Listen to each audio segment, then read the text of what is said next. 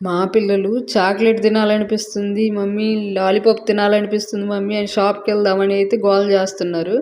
ఇంట్లో ఉసిరికాయలు ఉన్నాయి, క్యాండీ చేసిస్తానని చెప్పాను.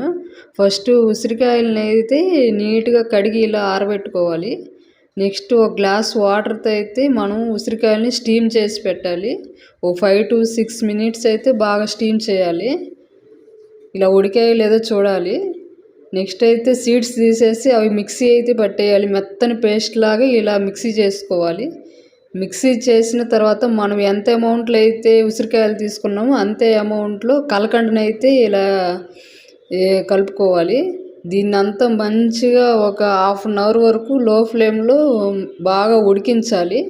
ఉడికించిన తర్వాత లాస్ట్లో ఒక స్పూను నెయ్యి, లెమన్ అయితే ఒక హాఫ్ లెమన్ అయితే పిండుకోవాలి. ఇలా అడుగు అంటకుండా ఉండేంత వరకు అయితే మనం దాన్ని బాగా ఉడికించాలి. నెక్స్ట్ ఇలా ప్లేట్లో వేసుకొని పీసెస్గా అయితే కట్ చేసుకోవాలి. చూసారు ఎంత బాగా వచ్చాయో. ఉసిరికాయ క్యాండీ రెడీ అయిపోయింది. ఈ ఉసిరికాయ క్యాండీని పిల్లలకు రోజు ఒకటైతే తినిపించండి, బాగా హెల్తీగా అయితే ఉదయాన్నే మనం కూడా లంచ్ బాక్సులు టిఫిన్ అని చాలా హడావిడిగా ఉంటాము, తినడానికి టైం ఉండదు. అలాంటప్పుడు ఇవైతే ఒకటి తీసుకుంటే చాలా ఎనర్జీ అయితే వస్తుంది.